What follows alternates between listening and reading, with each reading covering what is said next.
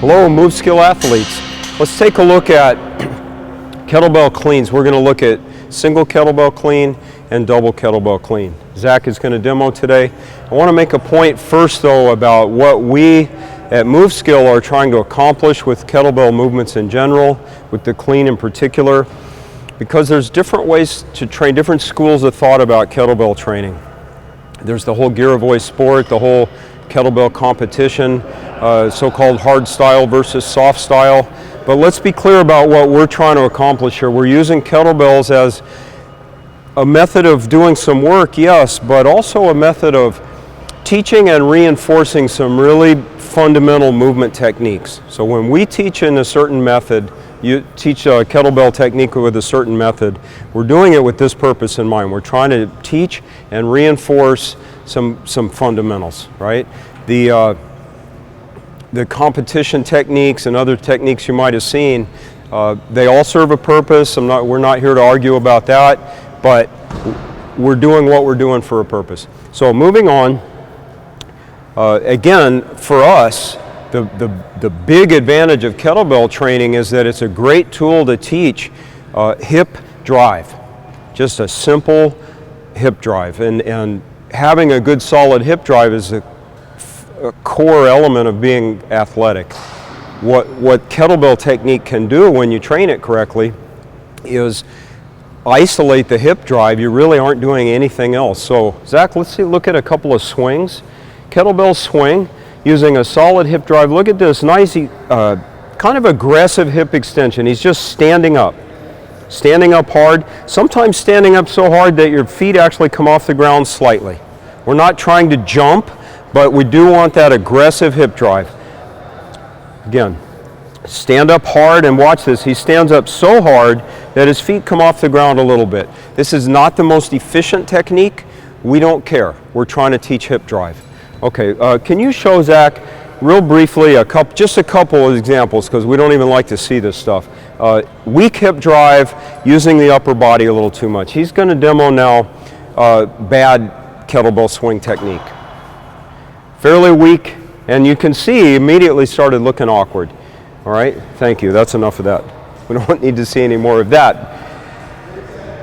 Two problems with that. One, you're not taking the opportunity to practice a strong hip extension. And two, you're actually, can I get you partway down here? And start to extend the shoulders first. When you start to pull here, you're engaging your upper body before you finish engaging your hips, which is backwards athletically. Athletic power needs to come from the hips, up through the shoulders, and then on to whatever else you're doing. And this is true whether you're throwing a ball, paddling a canoe or a board or whatever, or swinging a kettlebell. So, strong hip drive, that's priority number one. So now moving on to building a clean, what we have to do is take this strong hip drive to about shoulder height, maybe just slightly less. As you'll see, slightly less is good. So he's going to do now, we're going to receive it in the top. So it's a one arm swing to slightly less, and it needs to be all hips at this point, no pulling up with your arms. However, at this point the bell is too far away from his body. Can you receive that once like this? And then when the bell's out at arm length, it has to swing through this big arm and big arc and crash into your shoulder. That just gets old in a hurry. So what we need to do next, after having provided a solid hip drive to get this bell high enough, is we need to start engaging the shoulder in a strong shrug. First hip drive, then shrug, and the goal is to get this bell as close to the chest as possible. For just a moment, it's going to hang and then fall right back down. Zach, can you do drive that bell up and actually let go for an instant, just an instant. Watch these fingers come off the handle. This is a little bit of over dramatization here to prove the point that he's not pulling it up anymore. The work is done. It's been done. You did the work with your hips. The shoulder shrug is a sharp tug back to get this thing closer to you. What happens next is we receive the bell on your body. Let's jump ahead a step and go right to where the bell falls on your body, right? It's important not to try to hold it out here, which is a natural tendency to sort of fend this thing off and keep it away from you. That might be rational, but it gets hard in a hurry. he's folded his arm and the bell is resting here in the crook of his arm, kind of equal load on both upper arm and lower arm here.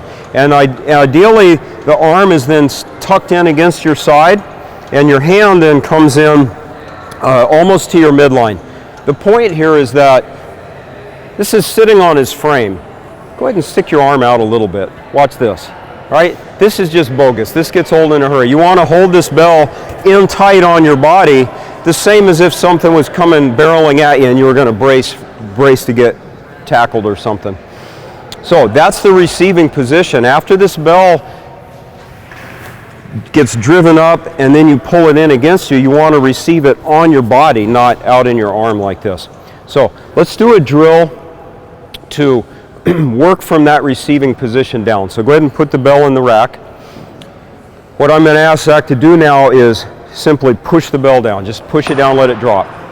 If you do what I just said, if you push that down and let it drop, it's going to fall, hit the end of your arm with a bit of a yank. And that doesn't feel great and you won't want to keep doing it. But can you slow this down with your bicep here? Even more. Yeah, slow it down even a little bit more. He's going to push it down. Notice this slowing the bell down with your arm. This is a natural tendency and we want to stay away from it. You don't want to slow the bell down with your arm. You want to push it down, let it fall, and absorb that impact with your hips. Just a little bit of give. Instead of yanking on your arm, your hips give. All right? Pop it back up, let it fall.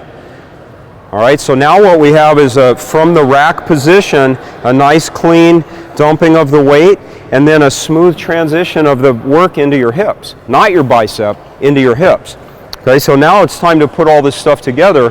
And for this, I think if you turn sideways so they can see, from the rack position, push down, let it fall, and instead of just absorbing the impact at the bottom, give it a little push, and there you are right at the back of a backswing.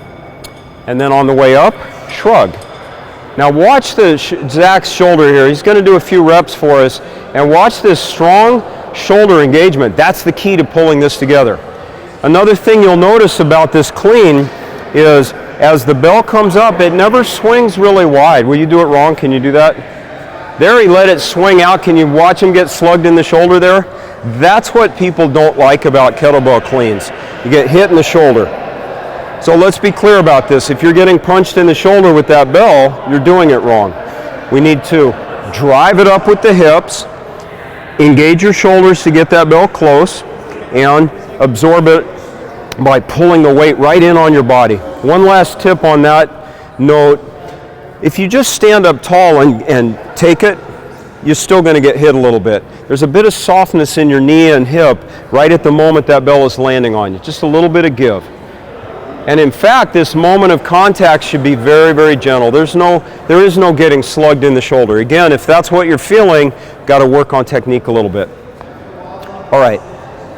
When you're doing this clean with one arm, it's actually pretty difficult to get away from using your bicep a little too much. We tend to curl it a little bit, and the whole point of clean movements, whether we're talking barbell, kettlebell, dumbbell, whatever, is that it's not a curl. This is not what we want to be doing with a clean. A great way to fix that problem is do this clean with 2 kettlebells. Now there's just simply no room to do it wrong. And it will force you to both drive harder with your hips and shrug more. So again, watch Zach's shoulders closely here. Nice strong hip drive, and then at the appropriate time in the movement, a good strong tug with the shoulders. And actually, Zach, leave those things even a little closer to your body on the way down. Just put them down. Just put them down. He was doing just a little bit too much work on the way down. And there's a good reason to be as efficient and smooth as possible on the way down as possible, because what you do on the way down is going to happen again on the way back up. The way down actually is an important part of the technique practice. Did you show them both front and the side? I did. Yeah, so you have it now. Kettlebell cleans are a great way to re-emphasize hip drive and also to start reinforcing core to extremity movement, a really fundamentally essential movement pattern for athletes. And the kettlebell is a great tool that doesn't have a huge learning curve, but it does have a learning curve. So a little bit of patience here will go a long way. And when you get to 2 kettlebell cleans, you'll find the work obviously is harder, but the technique it's actually easier to get the technique correct, and it's a fantastic workout. So enjoy. Thank you.